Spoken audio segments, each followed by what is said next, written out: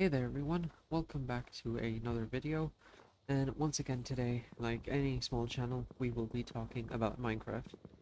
So, I'm going to keep it short and simple.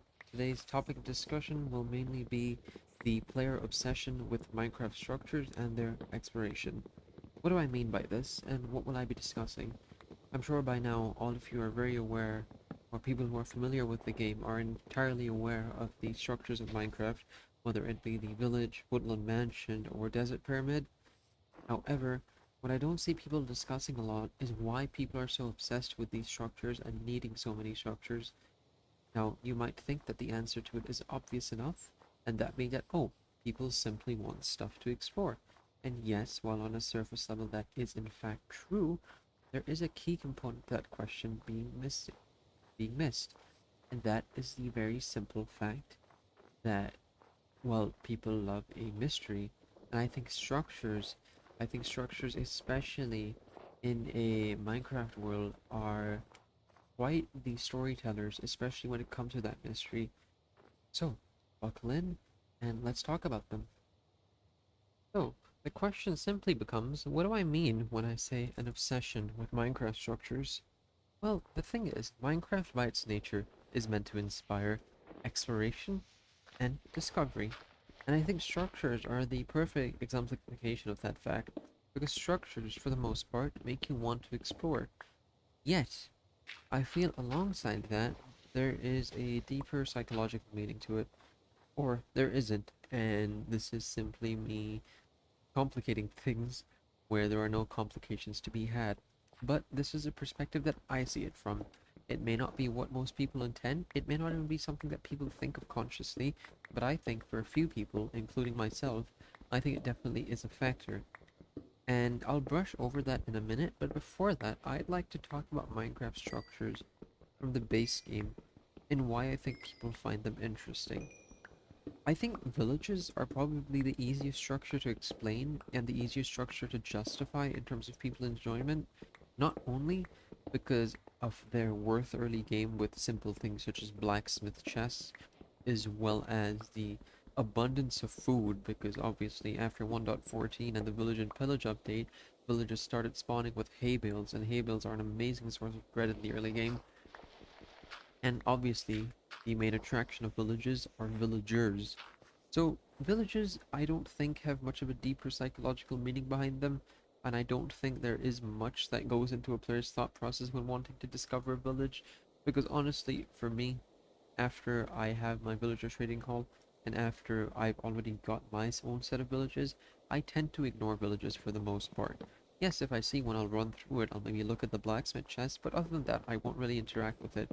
However, for some unknown reason, whenever I find a desert temple, or a jungle temple, or even an ocean monument, even if I know that the loot in there is not going to be worth it, which most of the time it isn't unless I'm looking for the structure specific armor trim for the jungle temple specifically, I will still go through it. Now, why does that happen? I think it's simply because there's something appealing to us as humans about relics, about finding something which once was maybe built or belonged to someone, and adopting it, making it your own, or simply experiencing it by proxy. I think that in itself is an extremely, extremely important factor as to why people are very keen to find structures, and especially why people theorize so much about them. I mean, obviously, with structures such as the ancient city, nether fortress, and even overworld structures, I think the amount of theory crafting that people have done regarding them is the very evidence for the fact that people absolutely love the mystery and people absolutely love potential for storytelling that these structures give. Now that I've talked about structures in the base game and what I think about them, I want to delve a little more into what I feel about them. Now, for me, when I think of structures in Minecraft, and this is something that I do in my own worlds, I tend to go around the world and I tend to build random things. Why is that? They don't serve any practical purpose to me. Heck, I might not even visit them, but I still build them. Now, why is that? I think it's because I want to add life to my world. I want my world to be able to tell a story. And I know that that in itself is a very generic thing to do, but I don't think that takes away the value from it. Just because it's generic doesn't mean that it can't hold value to someone. And I think that's doubly true when it comes to structures and them being in your Minecraft world. I think role playing in Minecraft, in the sense of imagining yourself as a storyteller or as either a passenger to a greater story, is a very strong thing in the game, and I think it's very embedded into the game's culture, especially the game's modding culture.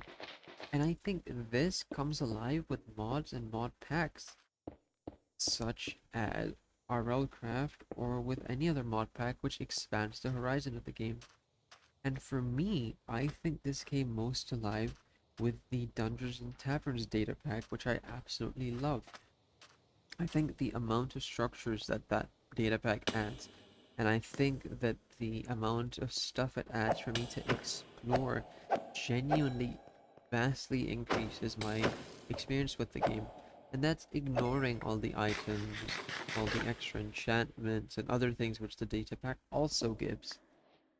I think the structures alone for me speak volumes to the enjoyment that I might have in a particular world, just because there is something interesting and there's something inherently attractive to me as a person, which I only really get when I'm exploring structures which should have people in them, which should have some sort of life to them, and simply don't. This was a very short and this was a very rambly video with no real structure to it.